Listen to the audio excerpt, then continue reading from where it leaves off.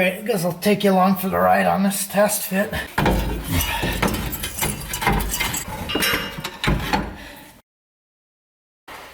Alright, so I'm going to start by checking out this crossmember and just kind of marking where this thing needs to be on center.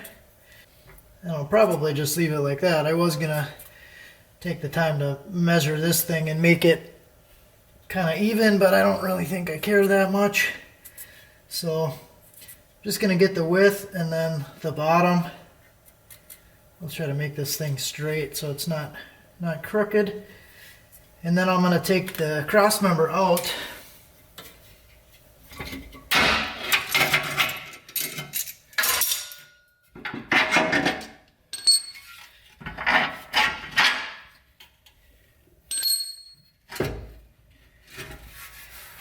And I'll be able to grind this stuff off and weld it on. I haven't tested it yet with the transfer case. I'm guessing it's going to be fine.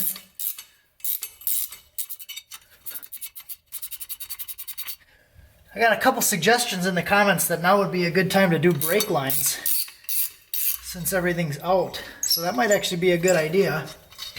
I did go ahead and order all the stuff I need for the drive shaft. So I ordered a billet pinion yoke, Sonex billet 4L80 slip yoke, and I ordered two 1350 U-joints, the non-greasable U-joints.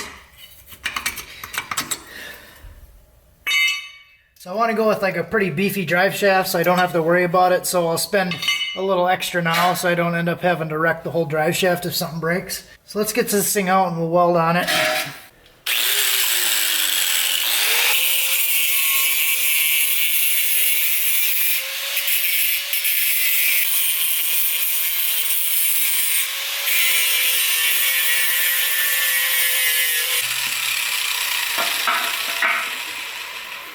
Alright, so that should be good, decent enough to weld on, so I'll probably tack it in place and then we'll test fit it and then we can weld it up. Okay, I got it tacked on now, just 4 corners, and I did test fit it already and the test fit looked good. So now what I'm going to do is I'm going to go over the top here with like a 16th rod because it's a really tight gap, and then I'll use probably a 1/8 rod and go all the way around here. There's kind of a gap and it's thick material, so I'm going to do that. I'm not going to worry about cleaning any of the mill scale off or anything. I'm just going to paint this whole thing, so I'm not really too worried about it. Alright, so I'm using a number 8 cup gas lens. Clean the tungsten a little bit. Got a nice little point on it.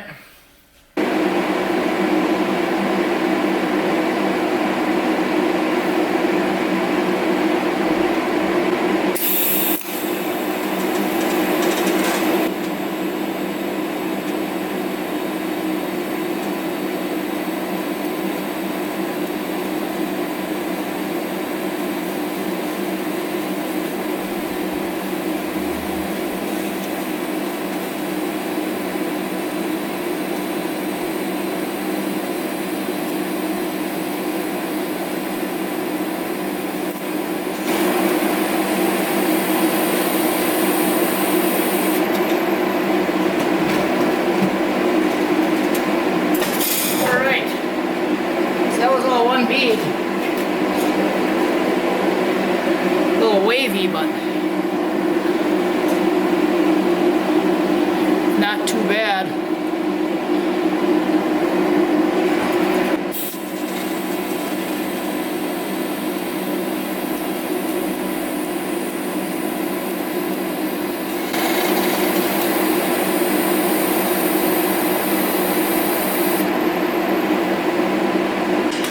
Actually going to cut this rod in half. I like to feed the whole rod, but the 1/8 inch is kind of heavy. Just takes a little bit of the hanging weight off. That's what it looked like.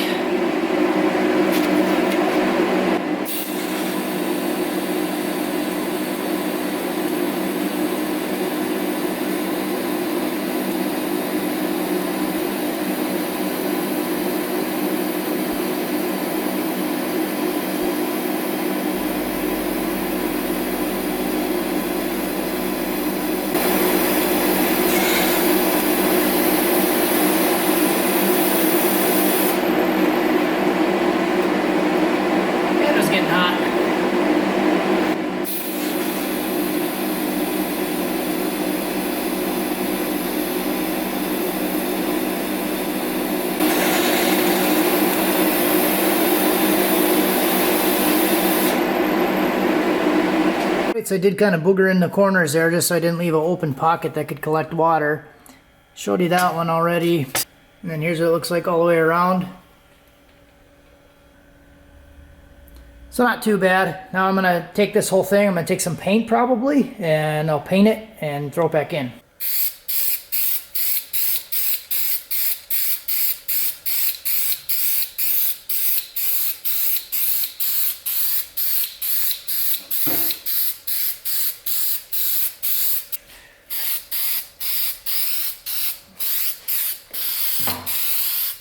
Okay, so I did get the TrueCool 40K in. This is the new transmission cooler.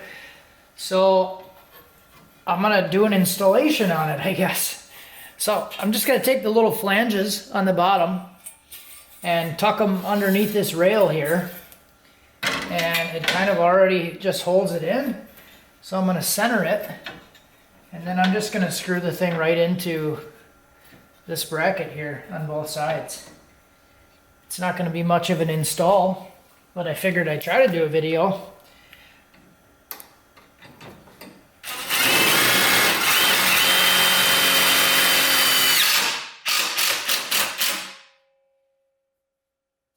There you go.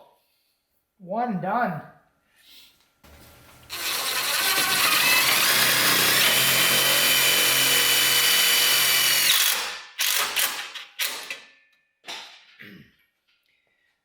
Perfect. So that thing is not going anywhere. And now all I need to do is wait on my fittings. I did get, I think they're 5/8 by 18 or 5/8 inverted flare to 6 AN lines. So I'm going to do AN lines to this thing. So those fittings should be here soon, but this thing will be pretty nice. Okay, so the paint is all dry now on this thing. Let's check it out. This is like some textured paint. I think it's called hammered paint. All right. Put this guy in here quick.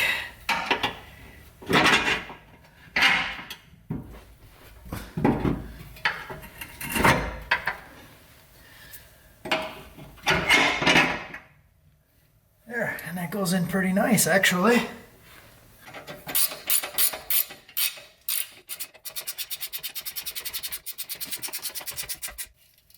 So I'm just going to hang it and test fit, and then I'll try to get the transfer case in. I want to test fit the transfer case. I might have less room though, so I might have to figure out a way to do that because it's back quite a bit more. So I might actually have to lift the trans up, get the transfer case back, and then put it on. I don't know. We'll have to figure it out. All right. So now I'm going to let the jack down.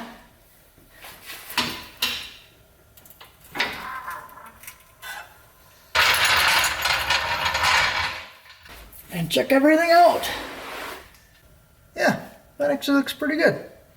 A lot of room under here. Alright, I guess I'll take you along for the ride on this test fit.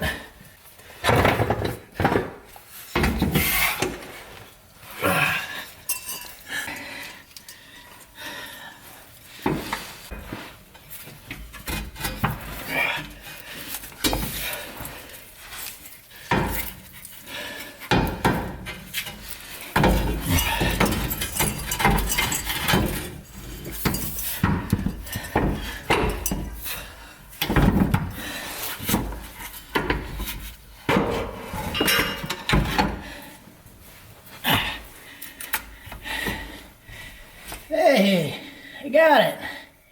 Should take these nuts off first. So this is a NVG149 transfer case. So it's a full-time all-wheel drive transfer case. The one that I pulled out was a Borg Warner 4481, I think it is. So it's also a full-time all-wheel drive transfer case. But this one has a 32 spline adapter on it. So I didn't really clarify that in the last video, but I did a couple of videos back. But the 4L80 has a 32 spline output shaft, and the typical 4L60s have a 27, so I can't use the same transfer case. So this is an old style transfer case with a 32 spline input shaft adapter.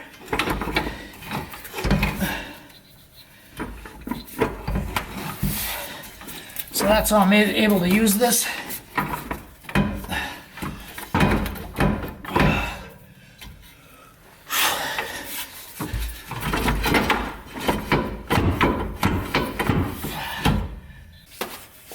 Is it on? There we go, it was on. I just had to push it in.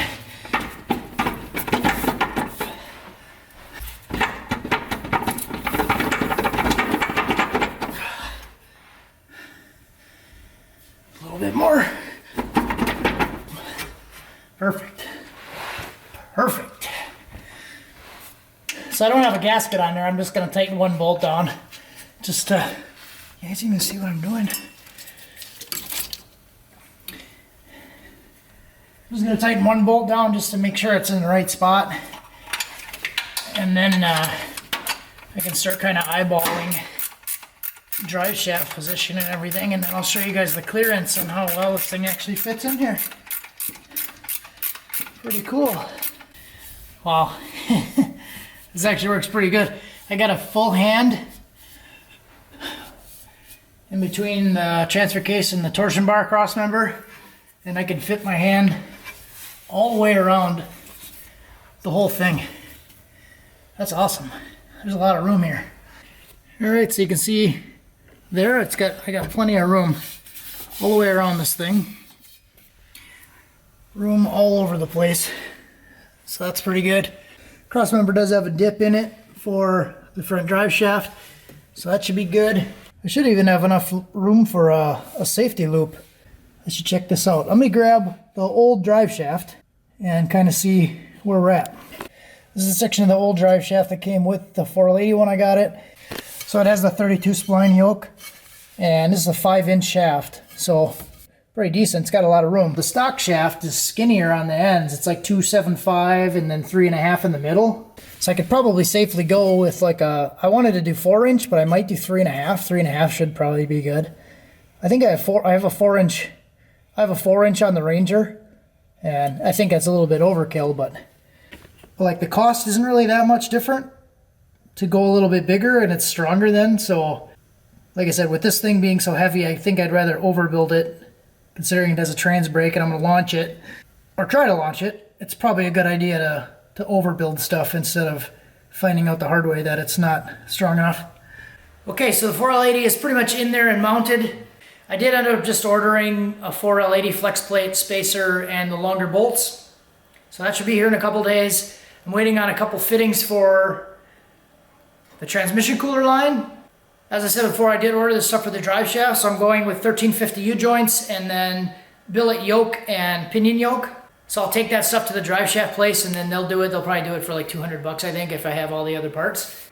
I'll probably do a little bit more measuring to see what I want to do. If I want to do like a 3.5 inch or 4-inch, I'm thinking maybe 3.5 inch should be good, and that would leave me a little bit more space to actually do a safety loop on each end.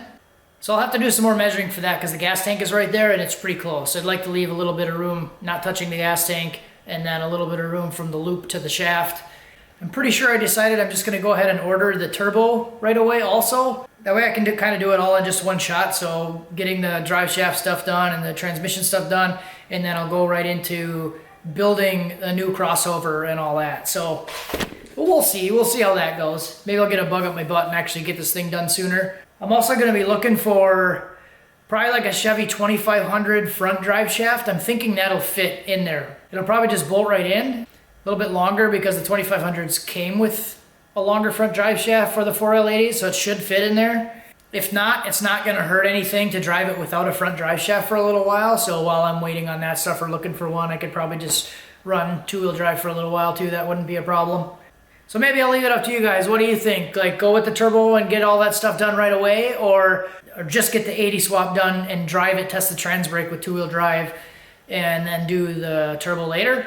I don't know. You guys decide. I'll probably still end up doing whatever I feel like doing anyways, but what do you think?